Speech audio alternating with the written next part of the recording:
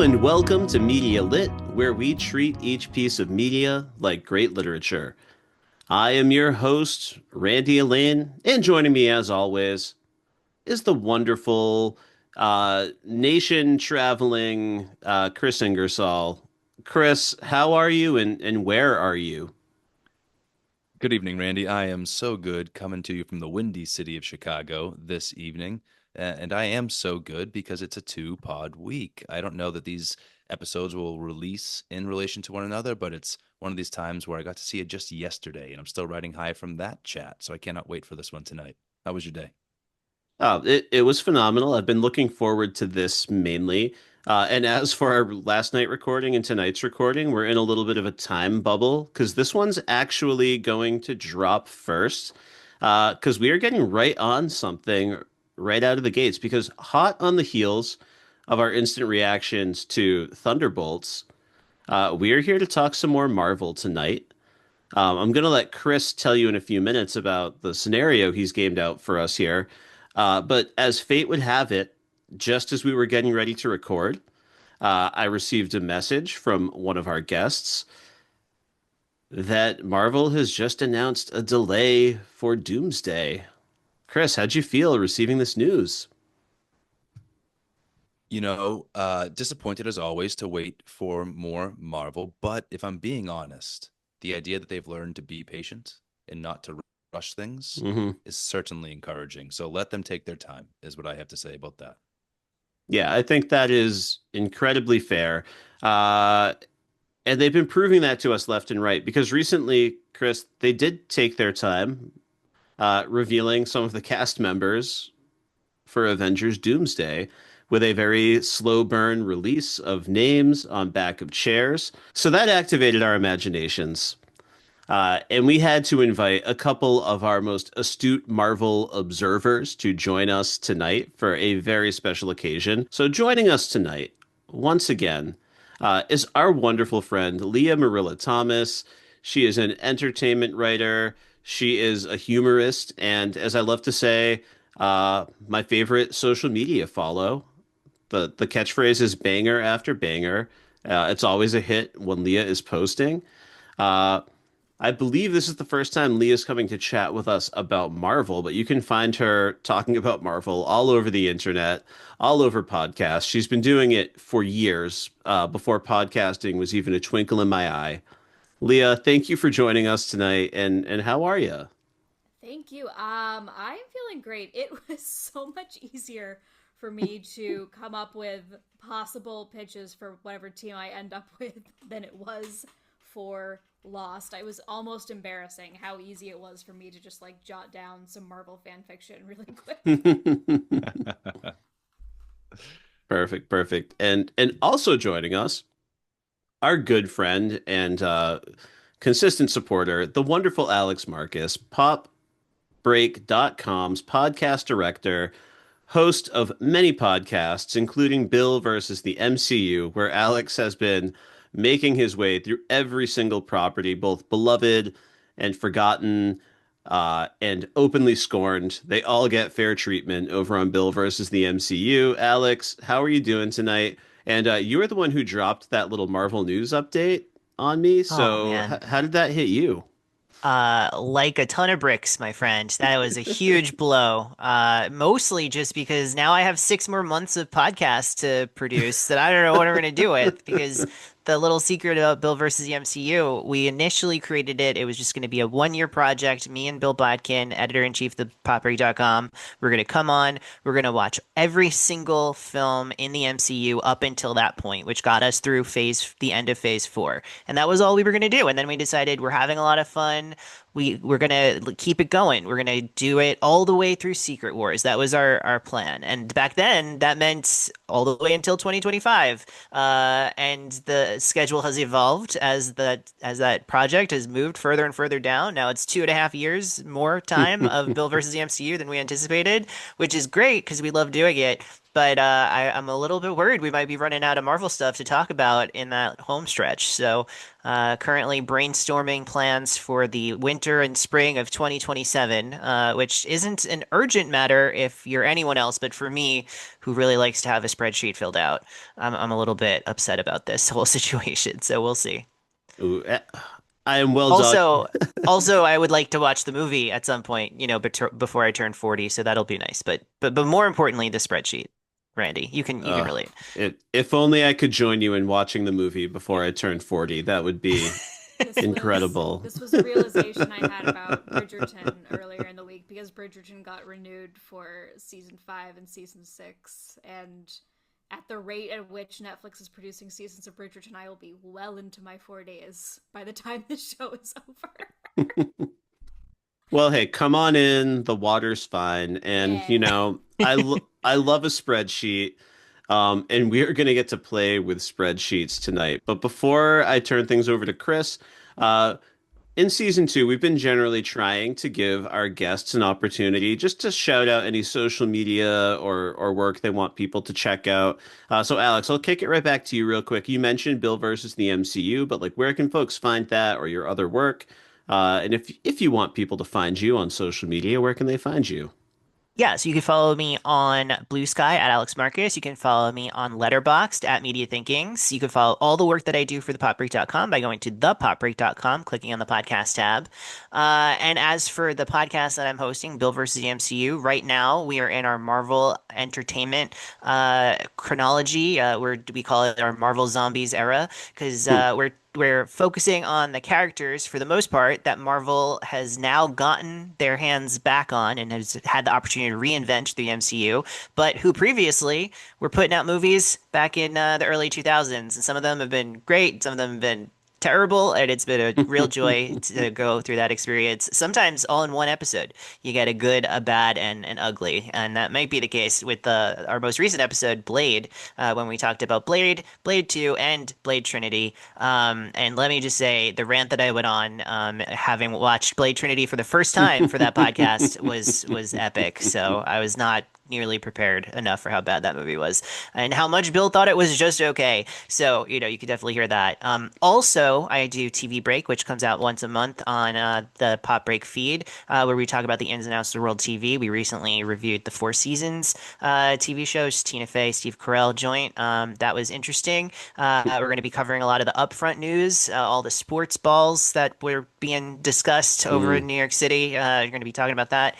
And I'm excited to announce, relevant possibly to this conversation, the start of a brand new podcast that me and my friend Manish Mm. Mathur are putting out every other week for the next 13 months, unless they move things around. Uh, we're going to be chronicling the filmography of our favorite actor, Tom Holland. It's called It's Complicated, and it's wonderful. And you can subscribe to that any place you get your podcasts. And Alex already promised me an episode devoted to the whole Umbrella performance. So Absolutely. I'm That looking gets its own forward to episode. that. Yes. Yes. Maybe the most Yes. important canonical moment in his career. How could we not? Agreed. Yeah. Yeah. Yeah. Yeah. Unforgettable stuff. Leo, do you have any recent work you want to share, or is there anywhere you'd like folks to follow you or check out your work? Sure. You can follow me on pretty much any social platform at Leah Marilla, LeahMarilla. Letterbox to be great, Blue Sky to be great. I'm still on Twitter occasionally, though I am private, but that doesn't mean I'm not yapping. And I love to private quote tweet people, and it's great. I'm living a real good hermit life over there. Yeah, writing at Cosmopolitan a lot recently, Collider a little bit recently, different types of places. And if you want to hear me yap and facilitate yapping, I'm saying yap a lot today about the MCU. I'm on our Good Pals podcast, Chaos on the Set, quite Mm. often. And then I was a producer on the Marvel season of Newcomers with Lauren Lapkus and Nicole Byer, which meant that Hmm. I decided which movies they watched and occasionally popped in and added some insight increasingly as the podcast went along. I'm a guest on the Age of Ultron episode, one of my least favorite films of the MCU, so that was apropos. But yeah. And then Nicole's best friend Shashir was on Agatha all along, and because of me, she watched that series. So I felt like I really helped our Beautiful. friendship. Yeah, so yeah, incredible work, and I'm really glad you brought that up because it's yet just further proof of how much we need you here and how much you're going to enrich this conversation. We are very fortunate to have you here. Um, in fact, we have a friend who specifically was saying that he would love to podcast with you sometime. So I'll be bugging you about that later. Okay. But for now, if you listen to Media Lit, Kris is always very kind to me. He's often stoking my ego. He gives me more credit for my summaries than I deserve sometimes. He refers to me as the game master. But the reality is, we were jonesing for another draft situation. We had a lot of fun stuff planned, but we're like, we got to do a draft. We started brainstorming. And Kris, this time around, he emerged as the lead game master. So I'm going to turn things over to Kris to give us the long form breakdown of what we're up to tonight, and then we'll dive in. Well, this time around, I think I was uniquely positioned to respond to the moment because of the two of us. I'm the comic book fan, Hmm. right? And as every good comic book fan knows, a major crossover event always has some fantastic lead up or tie in issues that go along with it. And so after Marvel did this tricksy little chair reveal for all of us, taking up hours and hours of our attention, I said we had to respond. And what better way than to take those characters and imagine some fantastic lead up or tie in story that will go with Doomsday? So we might not know what Doomsday is going to be about. We may not know where these characters are coming from in their personal timelines, but we can imagine and we can play together. So tonight, we're going to draft from a board filled with every single character who was revealed on those chairs back on March 26th. We'll be placing those characters into categories of hero archetypes. Everybody knows that a classic band of heroes is filled with archetypes like your knight in shining armor, a weapons master, or a gadgeteer. Every team needs an energy projector or a metamorph, a martial artist or a general brawler. We need a mystic and a mentalist. And so that's going to inform 5 categories into which we'll be drafting heroes from the Doomsday cast.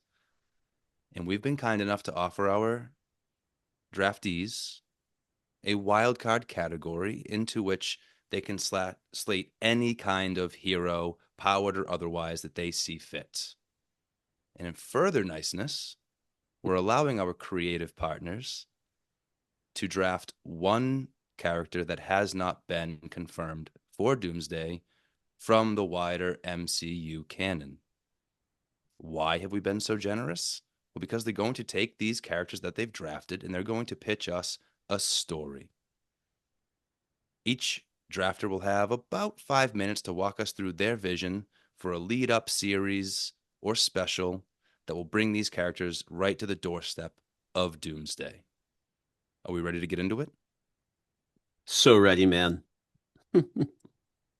Yeah, so I think the approach is Kris is going to walk us through the format and announce our picks.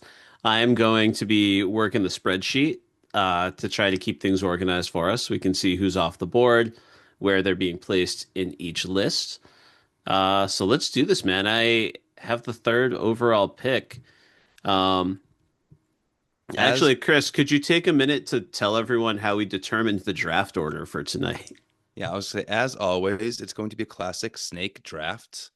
We will have 1 minute per pick, and Randy was kind enough to predetermine the draft order for us via just the most charming little videoed auto randomization that I've ever witnessed in my internet going lifetime. And so tonight, Randy's been kind enough to put out a draft order, which has me in the number 1 slot. Thank you, Randy, and/or his random generator. Hmm. We'll have Alex Marcus in the 2 slot. Drafting dead center tonight alongside Alex will be Randy. And Leah is drafting last, but on the turn. Ready to rock. So without further ado, shall we get into it? I I'm can't wait. manning, Let's go. I'm manning the clock. I'm starting my first pick now. There's a new heart in the MCU.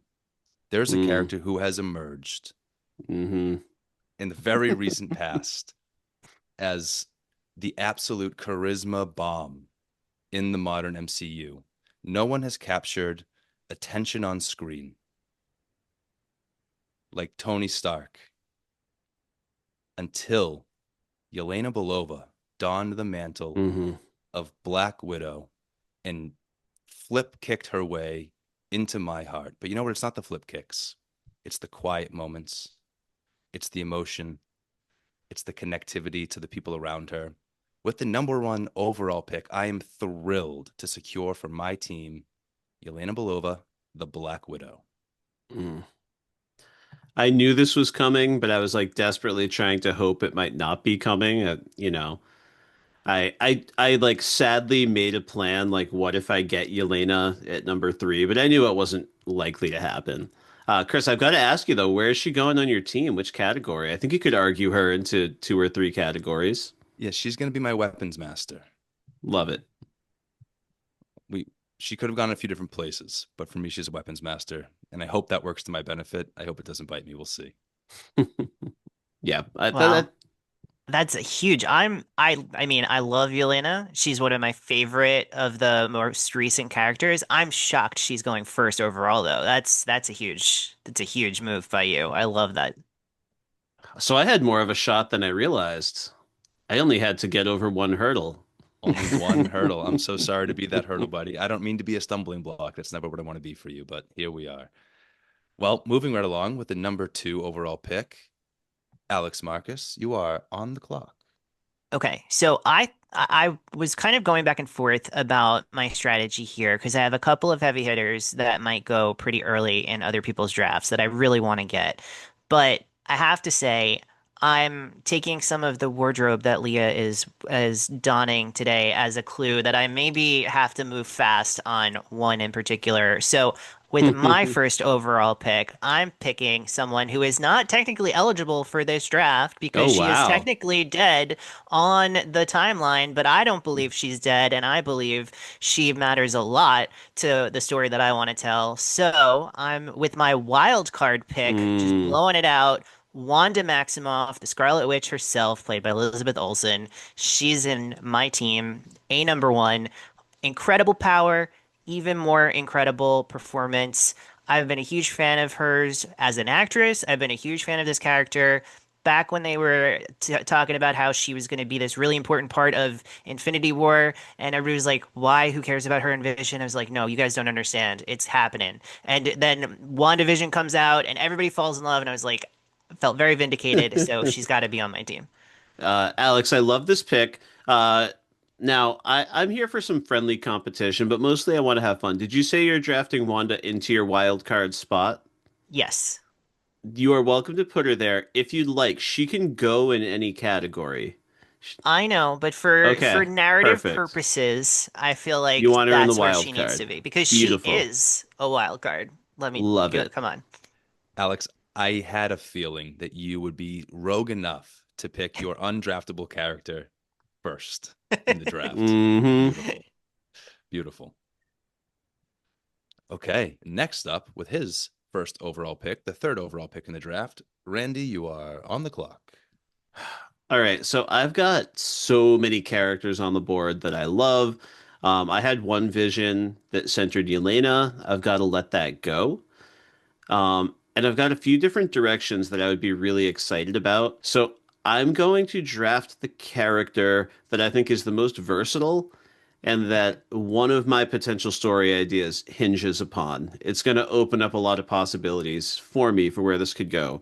So I did not think this is who I was going to take first overall, but I'm going to go straight to Robert Downey Jr. himself, Victor Von Doom, and I'm going to take him off the board right here, right now, first overall. Unbelievable. What category is he going into, Randy?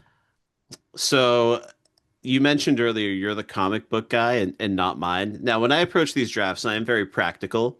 And when I looked at the list of characters, the category that seemed lightest to me would be the characters that would qualify as some sort of a mystic or mentalist. Uh, And again, I'm a newbie when it comes to Victor Von Doom, but my understanding is that he kind of does it all. Like he is a scientist, he's a gadgeteer, but he also dabbles in the mystic arts. So if the wiser Marvel heads in the room think it's appropriate, I would like to draft him into that role as the mystic or mentalist. What say you, panel? I I think that seems fair. He does everything. He Yeah. qualifies in every category. I think that's good. Alrighty. All right. Without dissension from Leah, then we will pitch it to her for her first overall pick, fourth overall pick in the draft. Okay. Leah, you're on the clock. Oh boy. All right. Let's Technically, you have 2 full see. minutes because you're picking on the turns, so I use do. that 2 minutes. I'm picking two. So I'm going to start with hmm. Who do I think? Who's most yeah, I'm gonna do a similar strategy and pick who is most essential for the story that I want to tell.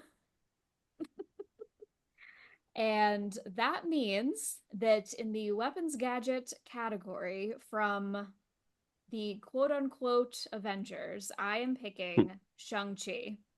Nice. Okay. He's got them rings. And I've missed him. We haven't seen him in so long. We need a little bit more I'm to get devastated. Good for to you. link him. Okay. And then next, I will be picking someone who is unannounced for this film Mm. that, for logistical reasons, I think is very necessary.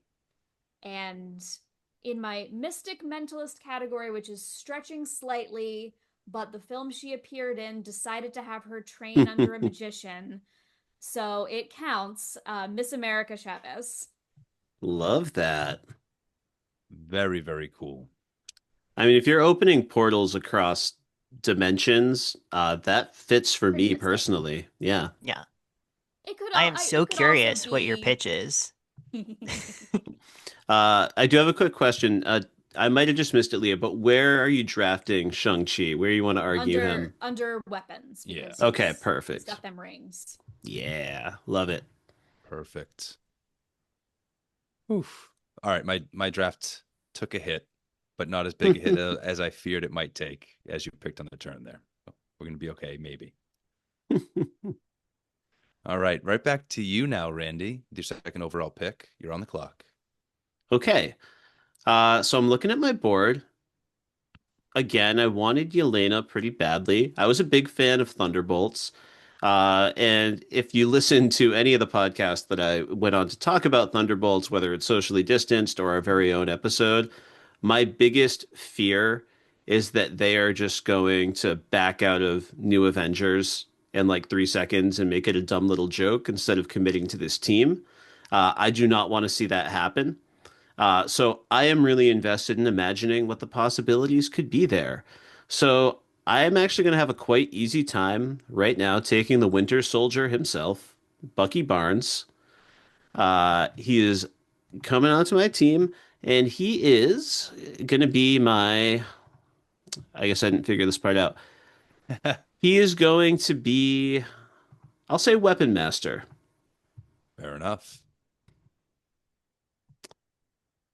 And yeah, I've got a representative not only of these new Avengers, but also the person with the clearest link back to the oldest existing team. He's got the relationship with our current Captain America, and he's a bridge between those worlds. That leaves me quite open for this draft to go in some different directions. So I'm feeling great about my story possibilities. It was a great pick. Very, very good pick. Alex, Marcus, back to you. You're on the clock. Well, my first and second choice for Weapon Master have been taken. So that's a pretty tough blow. But I'm gonna pivot and for my energy projector slash metamorph, and I think he would actually be eligible for both of those categories. I'm going to take a heavy hitter who I didn't think would ever be in this movie. I thought for sure he was done for good, and I'm so excited to see him back, and I can't wait to see how he will be back. But he's going to play a pivotal role in my spinoff, and that's Loki, Tom Hiddleston himself. Nice. Mm-hmm. Mm-hmm. Very good pick. Again, my board just taking hits left and right, but it's okay. We're gonna get through it. We're gonna get through it. All right. So now it's back to me. I'm resetting the clock. I'm picking on the turns. We got 2 full minutes. I don't think I'll need them. Like the rest of you, it's time to really secure my narrative. Yelena was certainly key. I knew I was going to get her in the first overall pick, and so I began to craft an idea around her. But there was one other character that was so integral that I was like literally biting my lip and squeezing things as Leah was Mm. picking her undraftable character, her unannounced, unconfirmed character. Because without this person, my story just doesn't work the same way. And so I'm gonna bring in our dear friend from Marvel's What If, the Watcher himself. Wow. It's a multiverse story. He has to be on the board. I now feel like I can actually read out loud what I wrote earlier for a pitch because it might actually make sense, perhaps. Woof. Okay. So with him secured in my wildcard slot, I'm going to turn next then to my martial artist. And here's where I'm excited to introduce a character from the X-Men universe. Mm. Mm-hmm. I've been looking for characters who I believe will bring to the table a certain amount of, as I said before, heart. And when I think of the previous X-Men films, and I think of the ones who moved me most, sometimes with just the fewest words, I think Mhm. of Alan Cumming and Kurt Mm-hmm. Wagner. And I'm really excited to be able to draft Nightcrawler as my martial artist. You drafted the Bog King. The Bog King himself, buddy. I cannot believe it. So I impressed, hope man. I Traitors to hope that Marvel. I hope that they let him have a little fencing sword in the next one. When I had thought I might have to defend him as a martial artist, I was going to go right to fencing. I cannot Yeah. wait I hope that he holds it in his tail even. Listen, I Uh, watched X-Men 97. No arguments needed there. I was so excited to make a strange magic reference that I missed which category you drafted our guy Nightcrawler into. yeah, he's my martial artist. I literally just referenced it, but I still didn't remember. All right. All right. So that is Beautiful pick. picks. Yeah, picks 2 and 3 for me. So now we're back to Alex Marcus for your third overall pick. You're on the clock. Okay. Okay, so it's a little bit of a gamble to take this guy so early in the draft, but he's so essential to my story that I can't let it go past the third round. So for my Mystic and Mentalist category, I'm going with Joe Locke, Billy Maximoff himself, Wiccan. I got his mom here. You might get a sense of where we're headed with the story. He's got to be a part of the team. He did an absolutely incredible performance in Agatha All Along. I'm so excited to see what he's going to do in the Avengers moving forward. And is he eligible? No. I was just Oh gonna no. say, I don't think he's eligible. Yeah. Oh no. How did I mix that up? Okay, well, He was then probably your Wanda backup. yeah, okay. Well, in that case, I'm going martial artist and I'm going Mystique. Beautiful. Beautiful pivot. Wow, you still finished under the minute. I'm floored that you were able to react that fast. Oh my gosh, I would have panicked. Ah. Okay. For what it's worth, I would have really loved to see Joe Locke in your film. I can only imagine the possibilities. I Well, was so into it, it took me a second to even question it. yeah, I almost it was just your guys' look on your face. You were all like, "Oh no, wait, stop." I almost like I felt like I could have convinced you that it was okay. You Listen, just warped reality to become part of the Doomsday cast. It's okay. It's part a, of the Jo- deal. a Joe Locke or Agatha All Along reference are always welcome here. Fair enough. Absolutely. All right. So with that in the books, then we turn back now to Randy. Randy, where are Whew, you going? that's such a good question, Chris, because I am looking at the list and not feeling even remotely confident about where I want to go next. I've got a few little puzzle pieces of story threads here, If you're watching the video feed, you can see me just furiously looking back over my notes, hoping that something's going to jump off the page and bring this together. So in this moment of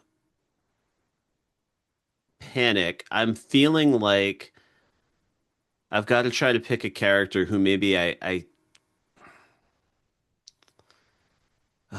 is that character still going to be available for me later on? What is the story I'm going to tell? Mm-mm-mm. How am I doing on the clock? 17 seconds. Oh boy, yeah. So many incredible options here.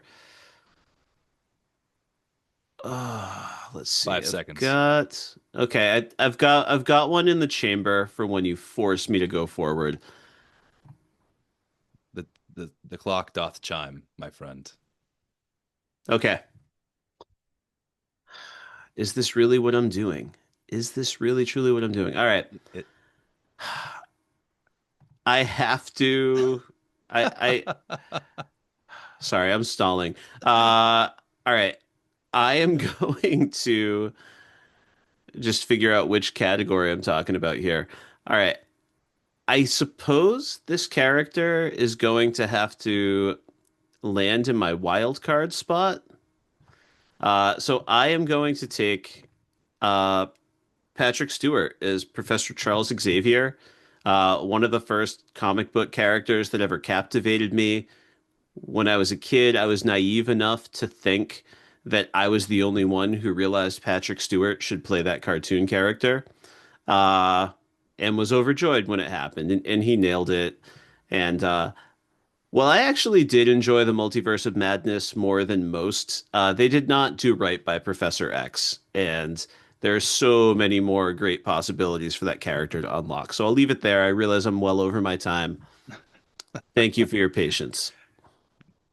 we're going to develop penalties for future drafts, is what we're going to do. Yeah. Hey, we're going to start forfeiting picks eventually. Ooh, I like Beautiful, it. beautiful pick. He had to land on somebody's team. If he went undrafted tonight, I would have been heartbroken. Excellent pick. Leah, we're back to you now. Picking on the turn once again. You get to secure your third and fourth picks of the night. This having the turn is the greatest thing that's happened to me. Yeah. Because I get to really do some damage. Mm. But I also my pitch is a little out there, as you may have already guessed. So some of these may not have been everyone's first choice. So I'm going to start with what I think is our first pick from this team. Putting in the knight category, maybe a little stereotypical, I'm going to grab Johnny Storm. Beautiful. Ooh. Okay. And then joining him, a character from the Thunderbolts that, as much as I like the film, I thought was very underused. I would really like to have heard more from them, seen more from them. I think this qualifies as an energy metamorph type of power. She's got a cool power. Ghost is my Ooh, first pick. nice. Totally. I had already written her name into the Yeah. category. Excellent choice. Oh, Really Yeah. well placed. Where did you say you put Johnny? Knight Knight. in shining armor. Because he's Knight a in shining blonde armor. man. Sorry, everybody. Love it, love it. And Ghost, I'm so thrilled to see her be taken off the board. I wasn't sure whether or not people were going to go that way, but yeah, such a cool power set. Great Yes, power set. I did Okay. kind of start with her because I thought maybe she wouldn't be the most popular. Let me see if I can find something for her to do. And I feel like we don't get a lot out of her in Thunderbolts, but she serves like great attitude and she steals every moment she is given. Took him in she's such a good actress. Yeah, Excited for more. yeah, Ant-Man and the Wasp did not give her a ton to do, but for her to start to get a personality here, to have that edge, there's so much to unlock there, and she made the most of Yeah. it for sure. I mean, listen, if you like, she is under the clock in Ant-Man and the Wasp. She is about to dematerialize into nothing. So she can't like serve as many quips as she can in Thunderbolts, you know? So It's well only said. fair. Literally fading away. Yeah. You'd be in a bad mood too. That's all I'm saying. Yeah, right. Okay, excellent. I think, you know what? We're back to Randy again. Randy, it's your turn for your fourth pick of the draft. You are on the clock. All right, I'm gonna try to make up for my past sins here. Oh, Um, stop. well, no, I tried to say as much as I could about Ghost, partly because I loved the casting choice, and partly to buy myself some extra time that was not officially on the clock. Uh, but no, I've got a vision that's not fully complete, but starting to come together. I'm looking at my current board, and I think there is one character who's going to help me continue to develop this idea and bring it to fruition. So I am going to take it back to Wakanda, and I'm going to take Latita Wright's Black Panther uh, as my knight in shining armor. Excellent pick. She has been slotted into that spot for me on the board previously. I will make some adjustments. Well done, sir. Great pick. I'm really excited to see more from Sherry. Jokes, draft jokes aside. Mm. I really enjoyed Wakanda Forever. I cannot wait to see where this character goes next and what more they want to do for her so that she can do that for us. All right. Mm. Alex Marcus, back to you now. Okay, so I've had a little time to regroup, and I promise I'm not going to cheat this time. Instead, I'm going to take someone who is absolutely eligible, but also a member of Wanda's extended family, at least according to part of comics lore. You know, they always change their mind on this, but I'm going to draft as my mystic and mentalist, Wanda's on again, off again dad, Ian McKellen, Magneto himself. Beautiful. So thrilled to have him back on screen in that role for us. It's going to be great. And that, I mean, Ian McKellen getting to act opposite Tom Hiddleston is going to be fantastic. Come on, we love it. And we're getting to team him up also, not just with his on again, off again daughter, but his surrogate daughter slash maybe lover. I don't know. It's complicated. Mystique. What was your category again, Alex? That's mystic and or Yeah, mentalist. more than qualifies. Love that. The reason I struggled so much on my previous pick was I was trying to decide between Professor X and Magneto. I could not make up my mind. Yeah. Uh, There were versions of my pitch where, because I was knew I'd be picking on the turn, that they were both key parts of the story. I ultimately decided that that wasn't where I was going, but yeah, excellent to secure one of the two. Okay, it's back to me now. These are my last two picks. no, you'll have one more in Oh, the final rounds. yeah, 4 and 5. Okay, so it's time for me to start the clock. It's time for me to secure my knight in shining armor, otherwise known as a brick, a heavy hitter, somebody who's going to come in and yeah, be a lead for your team, but also somebody you can rely on just in battle, right? Who's going to be a savior in the moment, bring some strength. As I said before, my pitch really hinges on heart. And there's a character who really charmed me in their arc, a secondary character in the films in which they appeared. But I'm also going back to Wakanda Forever because my knight in shining armor has to be M'Baku. Nice. I cannot wait to have Winston Duke in my show. Okay. That was the fourth pick. Thrilled to have him. Regrouping my thoughts because I don't know where to go next now. My mentalist, my mystic was taken from me, and I haven't quite decided how to backfill that slot. Charles is gone. Oh, goodness gracious. Magneto is gone. Is Charles's comatose brother eligible for the draft? Not not this time, unfortunately. I think Okay. I need just to leave that category on the table. I'm not ready to go there. Wait, no, I've got it. I'm in. I wasn't going to pair anybody else from the Thunderbolts with Yelena. I was going to let her carry herself out of that story on her own. But I'm going to take the opportunity now to bring in Sentry. Bob is going to be on my team. He's going to be in that mentalist category. He has those telekinetic powers. I think I can ask you to let that qualify. Oh yeah. Give me Lewis Pullman. Give me Sentry. Whew. Love that choice. Love that choice. If I Hmm. had the chance to draft Yelena, I would have had to have also draft Bob because I Yeah, mean they're that's her just baby dynamic boy. duo. Yeah. Yeah. Yeah. She's got her kiddos. She's got Bob. She's got her guinea pig. What Um, happens to that guinea pig? I didn't see the guinea pig in the post-credit scene. Spoilers for No. Thunderbolts, Dog. everybody. Hmm. You said you did see it? No, I said what happened to her dog. She had a dog at the end of Black Widow.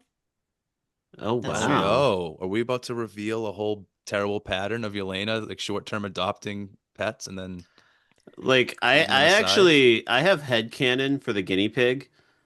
Is anyone a fan of the 80s film version of The Witches, Roald Dahl's The Witches? Yes. My daughter That loves was that movie. The I never watched the movie. I read the book as a child and it horrified me. So I mean it is horrifying, but the protagonist is stuck in his mouse form at the end and he goes home with his grandma and they build this just like wild network of tunnels all around the house. And I believe he's like sleeping in the Ghostbusters like play set for his bedroom. So I'm picturing like a massive like tunnel network for the skinny pig, like all through Avengers Tower. I'm sold. Yeah. I'm gonna live with your headcanon. I think she liberates her pets. I feel like she Mm, identifies with them too much and she liberates them. Love that. Grants them the independence should they choose it and they're ready to go. Okay. Yes. Love it. Well, with that wisdom, Alex, I'll formally pass the baton to you for your fifth Okay, good. overall pick. You are on the Okay. clock. So before we started recording, you guys let me know that variants were on the table. And I said, well, that's great, but there's no way that I'm going to pick a variant. And guess what? I changed my mind. For my next pick, I'm going in the weapons slash gadgeter, most specifically the gadgeteer category. And I'm going to be drafting someone who I can't believe this deep into the draft is still on the table. Maybe because he hasn't actually gotten his debut yet on screen, but mm, he's a heavy hitter and he knows how to make a gadget or two. I'm drafting Pedro Pascal as Reed Richards, Mr. beautiful. Fantastic, but I'm drafting his evil alter ego from the comics, the Maker. He's going to be on my team. Wow. You brilliant gentleman. Fun. Beautiful. Excellent choice. Oh, I cannot wait to hear your pitch. Really great. Okay.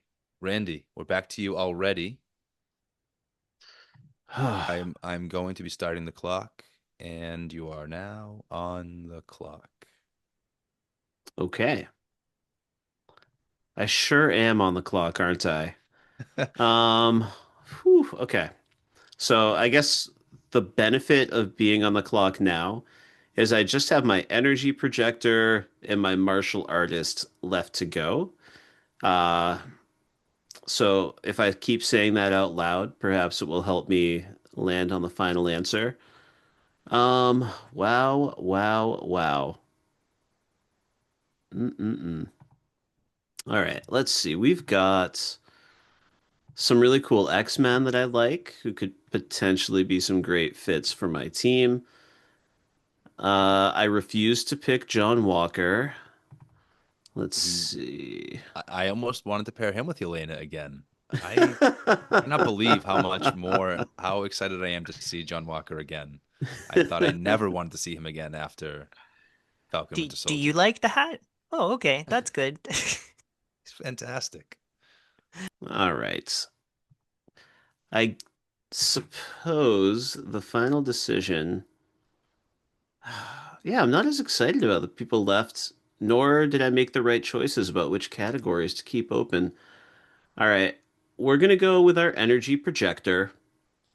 I've got Professor X, and why not give him his right-hand man who is poised to redeem a character that took a lot of flack over the years. And I am going to grab Scott Summers, Cyclops, James Marsden. Let's get him in there. Let's get him into the mix. I am so excited to see him play a version of this character again. That now that he is so much more beloved and not just, an early 2000s pretty boy hated by incels. Uh, just an accomplished, dramatic, and comedic actor. It's going to be a thrill. Yeah, I think he's well positioned in his career right now to step back into this role and help do the same kind of thing for Cyclops he's done for himself, right? If he plays a version of the character that's anywhere near some of what we saw in X-Men 97, I'm here for it. Great pick. Okay, Leah, it's time to close your draft with your fifth and sixth picks. You are on the clock. Great. So, no conflict so far, except that I forgot about the martial artist slash brawler when I was making notes. So if you saw me typing furiously in the feed, it was to try to figure out how to fill this last slot. But it's gonna be fine, guys. It's gonna be great because I am simply going to pair Johnny Storm with his boy, with his bro. I'm picking Ben Grimm, aka the Thing. Done and done.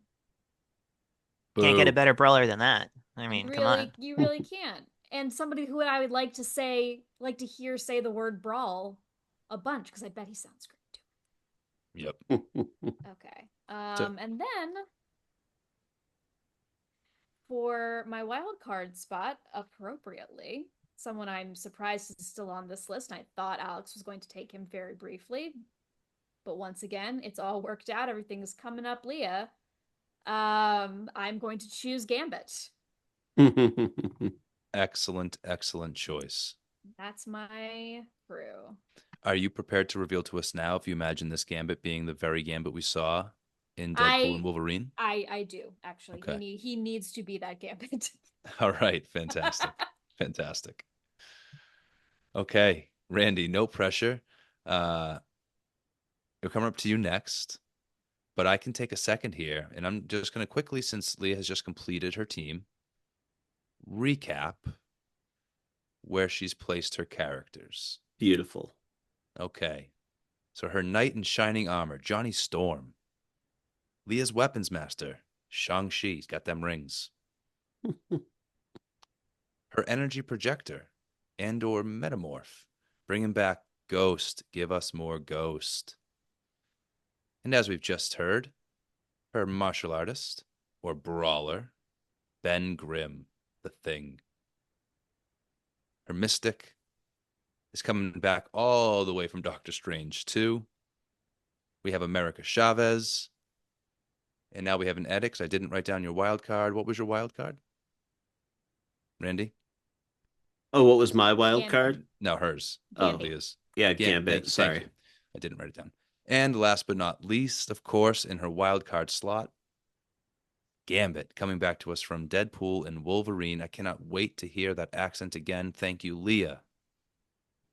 Okay, Randy. A lot of accents on this team, actually. Lot, a lot of accents on this team. Two. Randy. All right. Let's see. You bought me some time, which I made great use of. I have got Shuri as my knight in shining armor from Wakanda. I've got New Avenger Bucky Barnes. I have Victor Von Doom coming in as my mystic or mentalist, or perhaps you could argue he's my wild card. I've got Professor Xavier and Cyclops, a whole delegation of X-Men. We are about to see some form of an incursion. We are going to see worlds overlapping, perhaps in multiple ways. And what I've built here is a world where we have some different forces who are trying to lead, who will need to work together, but may find themselves in opposition with one another. And if I want to unlock all of the potential drama here, I just had the answer, and then I realized that I have to go with a wild card from outside of this list. Although I suppose you're allowed to stick with the list if you Yeah, want to. you certainly don't need to cash in that wild card. My correct answer is here. Honestly, my biggest mistake was casting Professor X as my wild card because now I can't get who I really want from the MCU. But I know who it's going to be. I'm going to stick with the list. I'm going to keep this true to just only people who have been announced.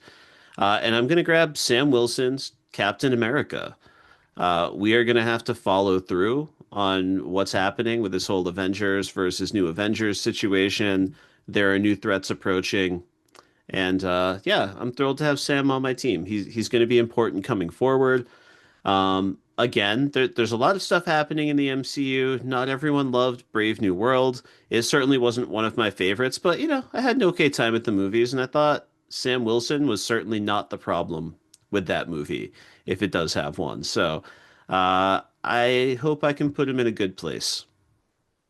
With Sam Wilson in your martial artist category, I almost want your film to be all about him sprucing up his martial arts skills so we can stop taking L's in the hand-to-hand fights. For sure. Yeah, Yeah, I was love that. thinking more like General Brawler because I think he's got like mixed background in his fighting styles for sure. But Yeah, I think he's probably got a few disciplines under his belt, I would imagine. He's an experienced guy. I mean, he had some vibranium support, but he found a way to tussle with a Hulk and come out on top. So he's scrappy, Yeah, man. yeah. He's trained with the best of them. Listen, if you can learn to throw the shield, I'm sure there's not a martial art you don't have access to. Fair. So fair. And he All can fly, you guys. That seems like a pretty big skill in a fight. Does yes. not hurt at all. Well, Alex, now that you're off mic, it is your last pick and you're on the clock. Yes. What are you gonna Uh, do? so my heart was in my throat the whole time Randy was talking because I thought he was gearing up to take my choice and I was going to be very upset. But it turns out he went in a different direction. So it leaves me the opportunity to finish off my list of characters who, if you listen, if when you might notice some commonalities between some of these characters when you hear them all together. But it's for my pick, Knight in Shining Armor. I will say he didn't wear a lot of armor when he was in his own movie, but I'm picking Tenoch Huerta's character Namor Nice. because he is certainly a gallantly knight of his people, leading them into armed battle with the Wakandans and coming out okay, as it turned out by the end. And he is certainly a brick, if nothing else. So he's a huge fighter, a huge asset in that respect, and a noble warrior at that. So he's my knight in shining armor slash brick. Excellent pick for the category and a wonderful addition to any team. Really excited to see this character back as well. Okay. So let's quickly run through Alex's team now with his final pick in place. Alex, do you want to read it out or shall I do the honors? Oh, I'd much prefer it in your sterling voice. Oh dear.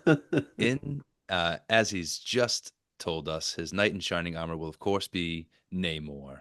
hmm Drafted far later in this process than I could have ever imagined, Alex was able to slot in Reed Richards Mm. as his weapons master. His energy projector, another absolute gem of the overall board. Tom Hiddleston's Loki coming back to the screen. Martial artist, the femme fatale of my childhood dreams, Rebecca Romaine as Mystique. Welcome back, Mystique. In his mystic or mentalist category, Alex was able to slot in Eric Lencher himself, Magneto. And last but most certainly not least, using his first overall pick to bring in an unconfirmed character from elsewhere in the MCU, Alex has Wanda Maximoff, the Scarlet Witch, as his wildcard character. Great I'm draft, Alex. Can't wait to hear the victory very, pitch. very happy with my team. A couple of misses that I won't hold too closely against my drafters, but overall, very, very happy with what how this turned out. Okay, that brings it back down to me to close us out. And you would think that this would be easy considering so many characters have been picked, so few are left. I'm about to choose a character that I intentionally said, you know what? I don't think I need necessarily more of this character. And so I wasn't going to draft him, but I need an energy projector. I thought that this was going to be a metamorph character for me. And so I had Ben Grimm slotted here previously. Leah closed that chapter for me. Thank you.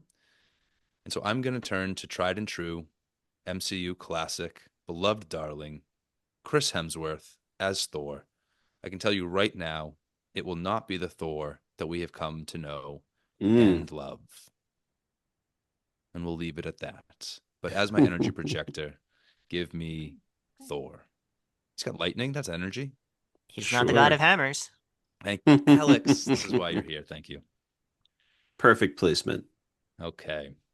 So, summarizing my team very quickly, my knight in shining armor will be M'Baku, my weapons master with my first overall pick, the heart of my team, Yelena Belova. Florence Pugh, thank you for being here. Energy projector, give me Thor and his lightning.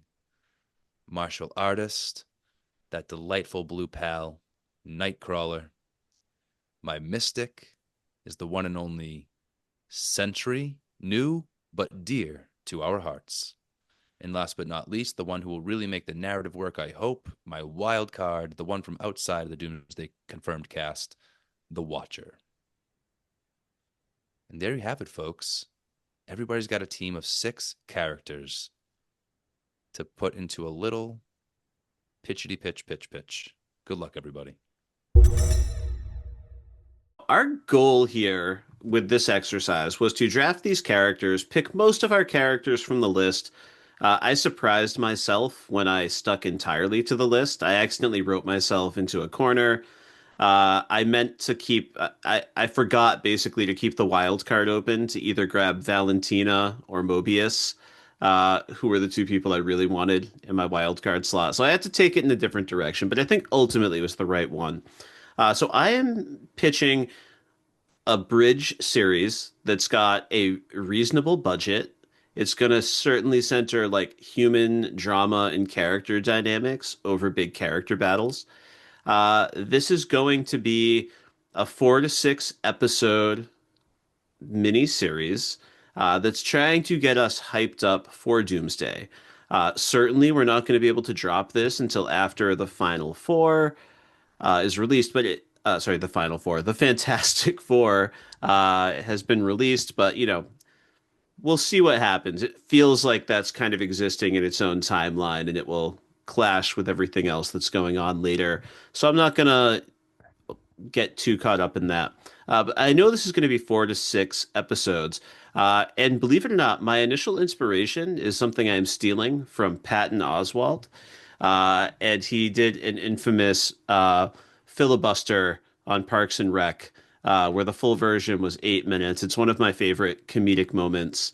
Now, at the end of Thunderbolts, aka the New Avengers, in a mid-credit sequence, we see the Fantastic Four ship breaking through the atmosphere. We had just watched the trailer earlier in the movie. It's a nice little holy shit moment. But in my version, it's a fake out. It's not the Fantastic Four on that ship. It is Victor Von Doom, who is actually the first to arrive in universe via this particular ship. And when he lands, there is confusion. Now, I am going to keep this Robert Downey Jr. Doctor Doom identity a secret. We are not going to answer the mystery of that. I will say I am partly motivated by the fact that I do not believe them. I believe he is going to be some version of a Tony Stark variant. I just think that's going to happen in one form or another. I don't think it's going to be confirmed the first time we see him. And honestly, I am compelled to see how that could play out. If nothing else, they're going to acknowledge the similarity in appearance, and there's going to be some confusion. So, we kick off in episode 1 in the New Avengers Tower. They've got the money and the support to be on the scene. And this is going to be largely an interrogation sequence. We've got Robert Downey Jr. He is in a room. They have selected Bucky Barnes to do this intake interview. I sadly don't have Julia Louis-Dreyfus in my cast, so we're just going to have to acknowledge that she sent him there. And he is trying to piece together what happened. And we're going to get to watch these 2 guys figure themselves out. We can certainly work some, unnamed cast members into the team as they are trying to analyze this. And as we go through the mini series, we're going to add new pieces.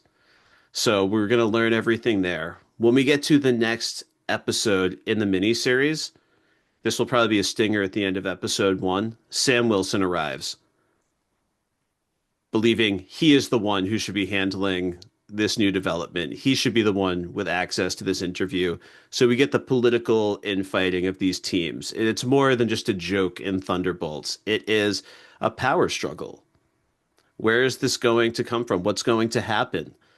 In episode 3, the politics gets more complicated because Shuri, the Black Panther herself, is here. She's gone through her state of mourning, and she wants to start building these connections to the greater world that her brother set her out to take care of at the end of the original Black Panther film. She's supposed to be overseeing the distribution of science and resources, and she is trying to follow through on that mission.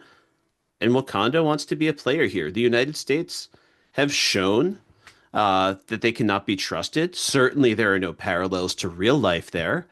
But the president just turned into a Hulk. I love the Thunderbolts, but they've marched out this group of criminals and they are calling them the new Avengers. And they are overseen by a corrupt CIA agent. And Wakanda is just like, enough of the bullshit. So in episode 3, Shuri enters into the equation. And then the big bombastic ending is in the final episode, or the final stretch of episodes, we get Professor X and Scott Summers coming through some other piece of this break in the dimensions.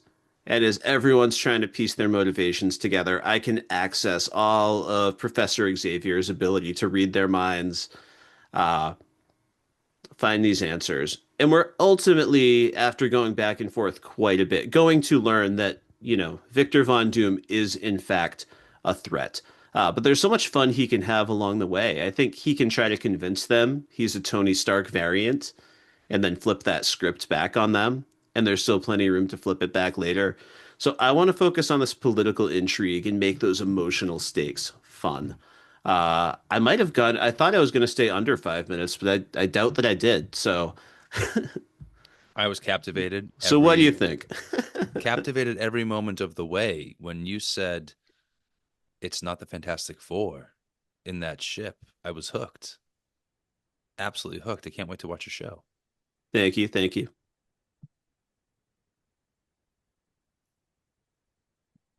Okay. Any holes or follow-up questions? Well, I personally just love the use of Doctor Doom. He was the character that I most was disappointed to not have access to for my story. Hmm. But I think that you used him so well that I can't be mad anymore. Yeah, Robert Downey Jr. is going to love just sitting in a chair for all those days on set to I just do his mean, thing. wouldn't make it any different than any other Marvel movie that he's been in. So. All right. Well, thank you so much. Uh, Leah, if you want to go next, you can. Alex, if you want to jump in, either one's okay. Who's feeling more? I'm looking to see who looks more excited. Teacher, you're gonna have to call in somebody. All right, Leah, you gave me the excited face, so let's go to Leah Marilla next. Thank you so much. Um, what I am pitching is not a series, but it's sort of a Werewolf by Night-y 88-minute special. I realized as I was developing it that it's kind of giving the energy of a Marvel Infinity comic Hmm. that you would sort of flip through on your app, and it's got a nice sort of bubbly energy. So we're going to start right after the post credits. We'll have Ghost sort of walking out of the watchtower because the others are arguing, but obviously we don't see them. They're arguing about what to do about this spaceship. She wanders out of the watchtower into the streets of New York and she finds Ben and Johnny Storm on the street. They're down scouting on their own. And there's instantly a little flirtation between Johnny and Ghost because my Johnny Storm is still going to be a flirt. I don't care. Nice. I don't care what Joseph Quinn says. They've got they've got kind of a meet cute. He's on fire. She tries to put out the fire. She assumes that he'll be in pain like her, which she would find relatable. Hmm. But he obviously enjoys his powers more than she does, so that's an interesting dynamic. And they find some common ground. She feels a little bit invisible in the Thunderbolts. Hmm. His sister just had a baby, so he's feeling a little left out in his family. Ben's there, but he's a little preoccupied as well. And then all of a sudden, as they're sort of sussing out the situation, a little star hole punches through the sky, and America Chavez shows up. And she recognizes Johnny. She's like, "Oh, Johnny Storm, you've got to come with me." And he's like, "Who are you? I don't know who you are." But convinces them to come with her, like it's very urgent. All three of you step through. and she takes them to the void. Not that void, not our friend Bob, the wasteland from Loki. And there, she's dragging them around. She's got to find a milkshake or snack or something, because that's what she does when she travels worlds. And then they run into Gambit, who's in the middle of fighting a bunch of, Doom bots and ninjas from Daredevil and Hydra agents from that one storyline of Agents of S.H.I.E.L.D., all these like forgotten Yeah. sort of side characters. And they join in the fight. They meet with the Gambit. There's bickering and bantering. And then a similar thing happens where America says, "Hey, Gambit, you gotta come with us. Just come with me." And he says, "Who are you?"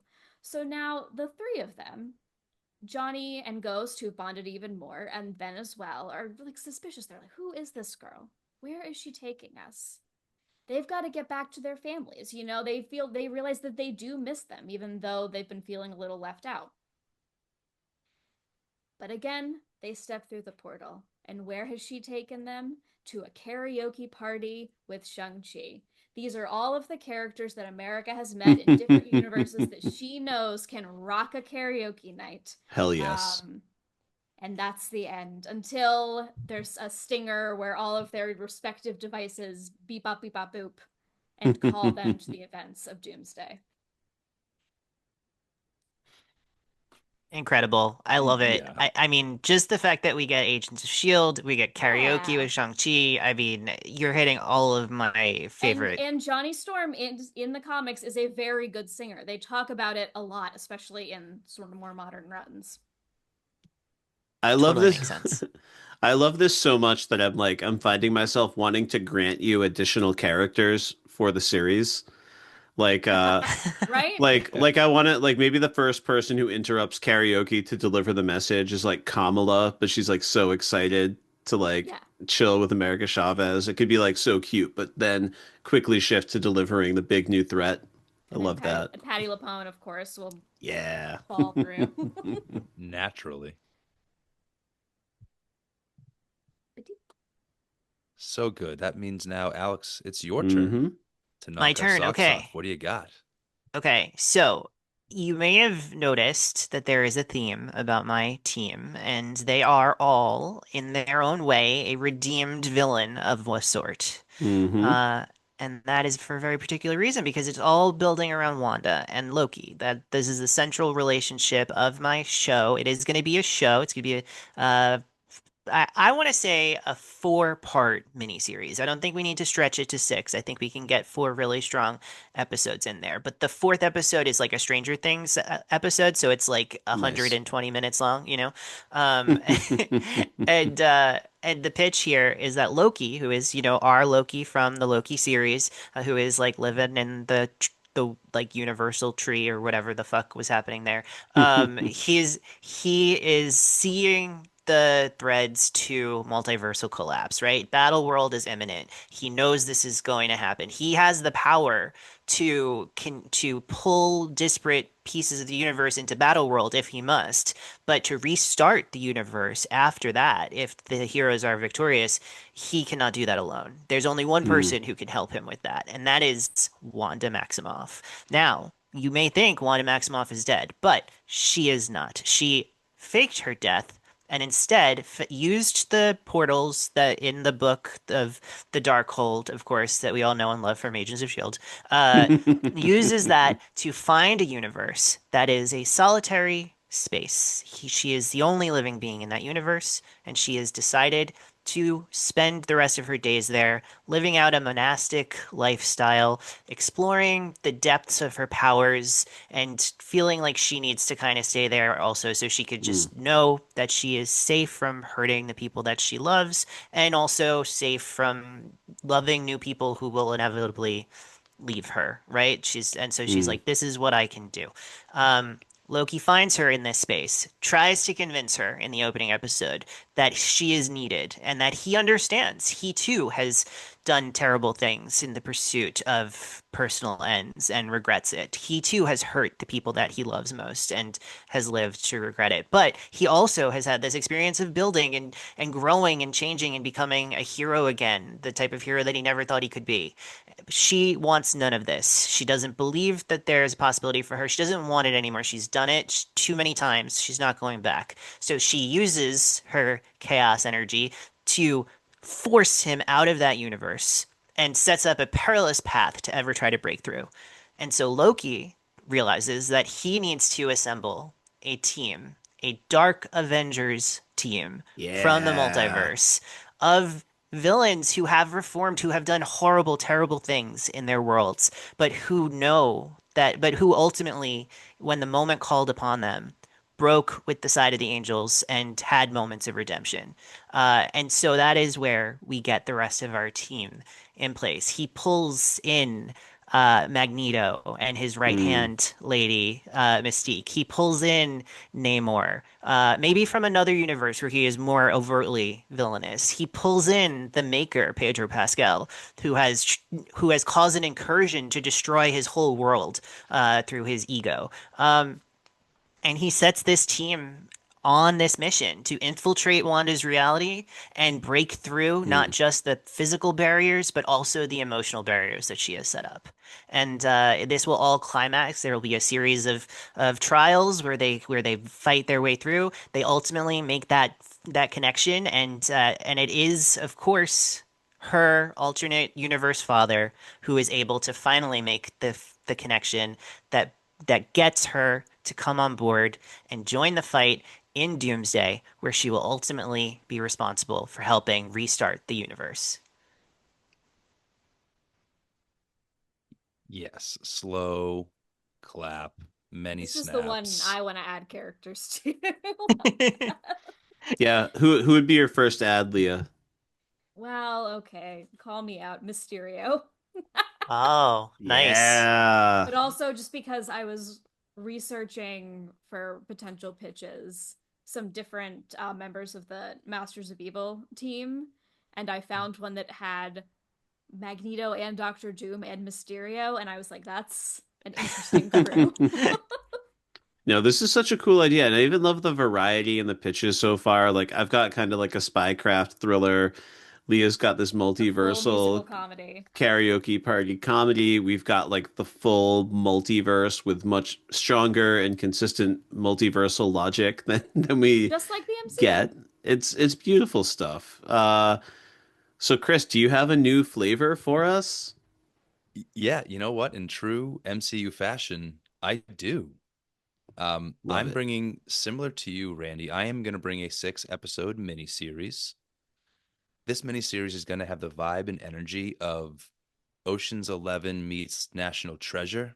It's going to have sort of a heisty vibe with lots of Hmm. clues and obstacles and trials involved, right?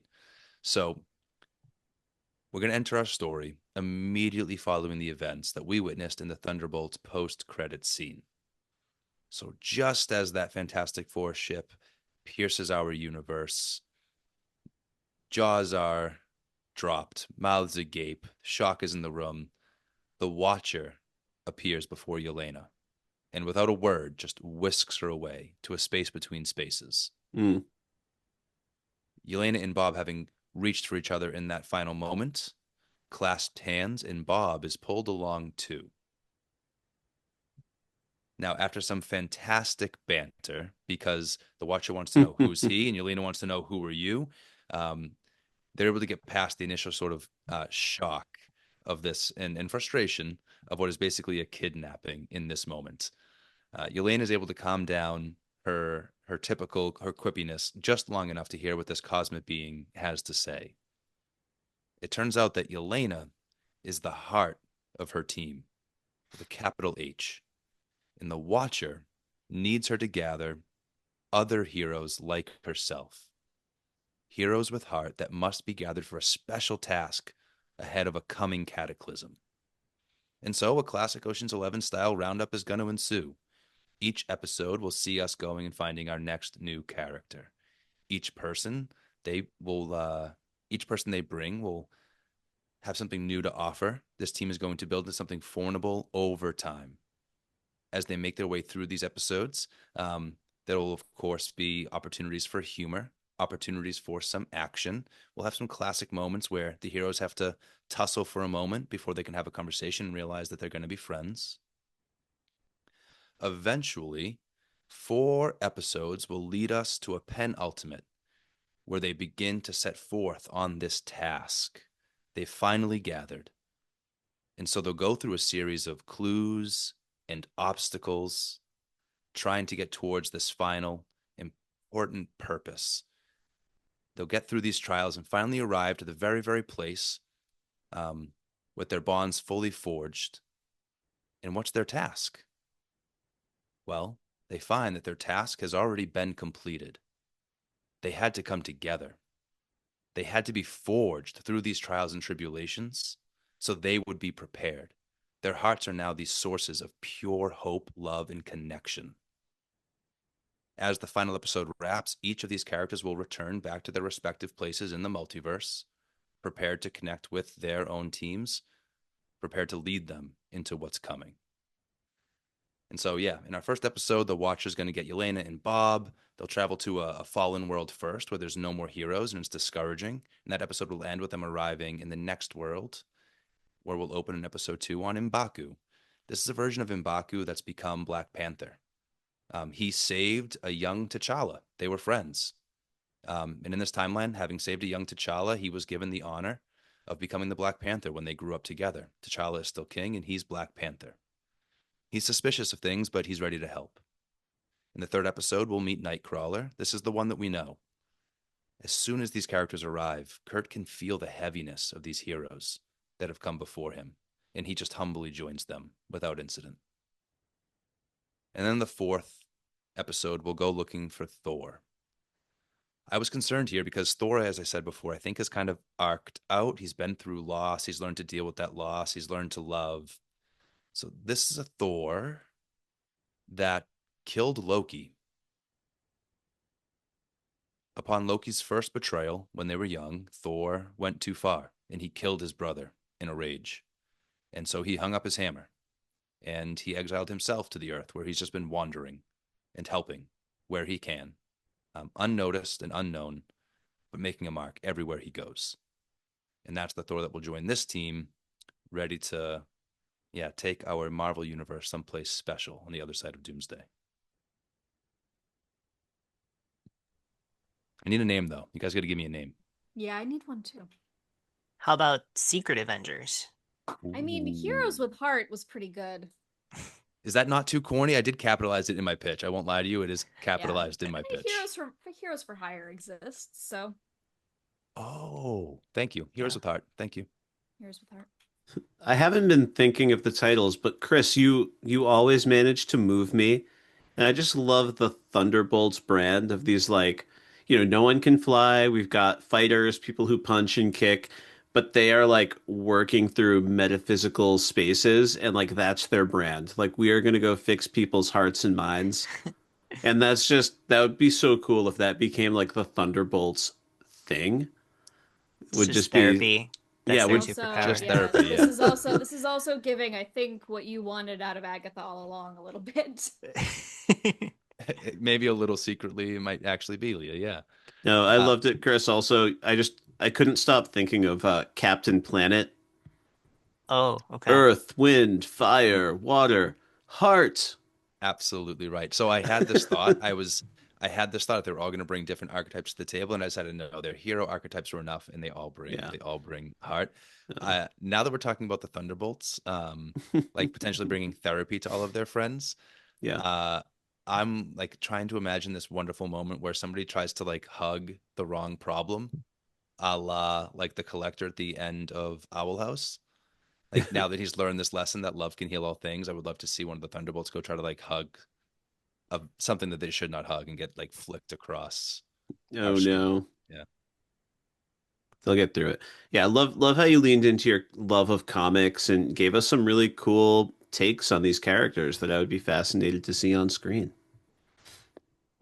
All right. Yeah, I did not come up with a title for my series either. I did not prepare for that. I've got one. What do you got? Let's stick with corny. I'll call mine Star Search. Oh, Oh, nice.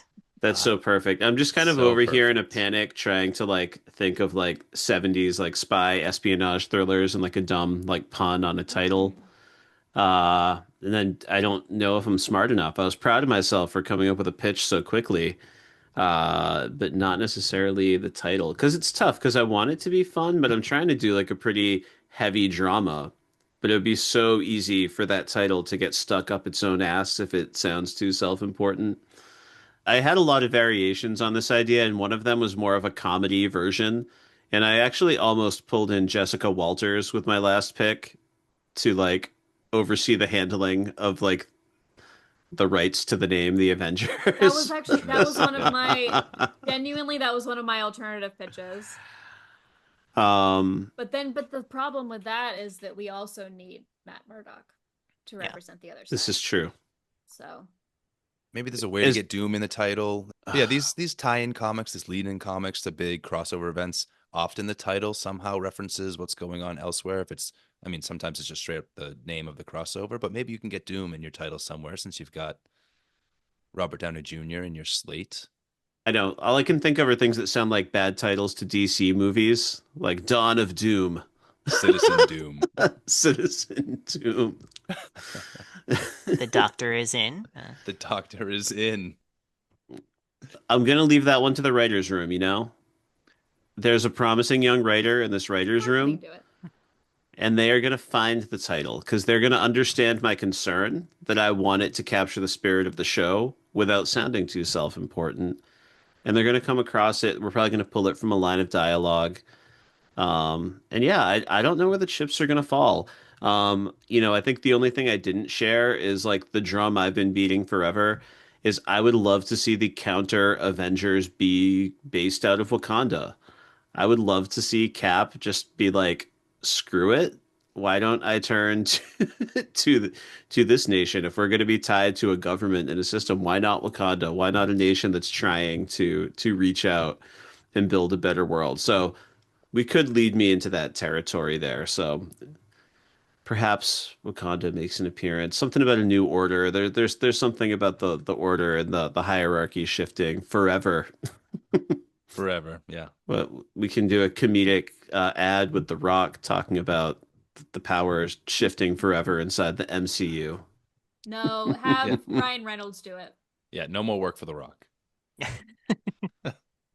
Beautiful. All right. Kris, I think we did it. What do you think? I think we absolutely did it. Chef's kiss to everybody here. Kudos and snaps and claps. Thank you from the bottom of my heart. I knew you were the right heroes for the job, but thank you for bringing so much to the table tonight. Yeah, we were jonesing for a draft and we got it.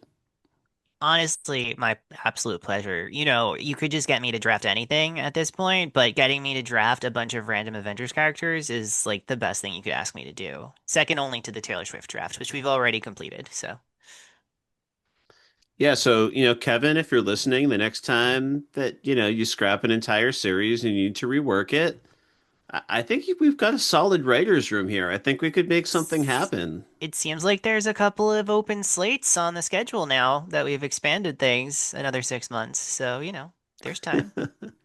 Absolutely. But yeah, I just want to echo Chris's thanks to Leah, Alex, just bringing your expertise and making this a really special conversation. We got four unique flavors of Marvel. I couldn't be happier. And I've never been more excited to go see the next Marvel movie. We've got Pedro Pascal coming our way. Cannot wait to see how well they land the ship. Literally. Yeah. Literally. I'm Really gonna good. lose it if they actually do my fake out, I by kind the of feel way. like they might. They might do a fake out. That'd be pretty That's awesome. not unlikely. All right. Well, Kris, because I promised all of our guests that I would let them get to bed at a decent hour tonight, why don't you close us out and let us know how people can reach out to Media Lit. Well, folks, thank you for listening. And if you like what you've heard here tonight, you can find more of Media Lit on all of the places where you find your podcasts. Spotify, if you prefer, but hey, we're even on YouTube nowadays. And if you want to engage with us, we love a conversation with our podlings. You can find us on most social medias out there. Just go ahead and Google or search in your favorite search engine. I don't want to tell you what to do. Look up Media Lit Podcast or Media Lit Pod. You're going to find us. Follow us, like, subscribe. We would love to hear from you, and we want to make sure you don't miss anything. Randy and I are dropping episodes every 2 weeks, and every once in a while we'll sneak in a little mini-sode here and there, something we just need to talk about, and we don't want you to miss out. So make sure you subscribe to the pod. And while you're there, please leave us a review, rate the pod honestly. I expect it'll be 5 stars, but if it's not, and you want to tell us something that we need to work on, please feel free. We're open and ready to grow. And you know what? It's a game time decision, Kris. But we're here for a friendly competition. But you know what? I'll throw a poll on there. Why not go vote for your favorite pitch from tonight? Why not crown a winner? You heard, folks, the gauntlet's been dropped. It's been thrown. This is now a competition. He didn't want to tell us that before we pitched, but now it's a competition. So please look out for the poll and vote for your favorite team and your favorite pitch here tonight. Perfect. Kris, thank you so much for sending folks to our inbox. But what else do you have going on? What are your other pods, and where can folks find you? Oh, aside from Media Lit, I'm also the co-host of the Batman by the Numbers podcast on the Pop Break feed over at thepopbreak.com. I get together once a month with my good friend Dan Cohen, and very often with the great Alex Marcus as well, to talk all things Dark Knight.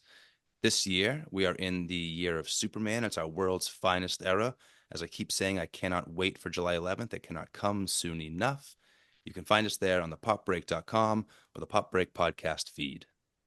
I'm also an actor and a voice actor. I'm a father and a husband. You can find me doing those things over on Instagram at Kris_Ingersoll. That's Kris spelled like Kringle. Excellent. And I'm your host, Randy Elaine. You can find my writing over at the Pop Break. I'm an English teacher, but my new favorite hobby is writing about film and television for thepopbreak.com. Pretty much all of my favorite television shows came back at the exact same time this year, so I've been writing up a storm over there. I've got week-to-week coverage of Severance 2, the latest season of Doctor Who. I tag teamed with Bill Bodkin and Amanda Hoffman to cover Andor. I got to do that whole Middle Gorman stretch, which was an absolute treat and delight. You can also find my other podcast, Pod of Doom, where we're going through the full Black Sabbath discography with the Mancini brothers. These guys are so smart when it comes to music. We'll be dropping an episode featuring Kris Ingersoll, so please check that out. And as for social media, go just search for Media Lit on Google. Follow us on your favorite social media. And I've linked myself to everything 12 different ways. Would I love it if you followed me too? That would be lovely. But follow the pod, and more importantly, email us, because we would really love to share your insights and use them to enrich our conversations here. So thank you for that. And I hope you all have a great night.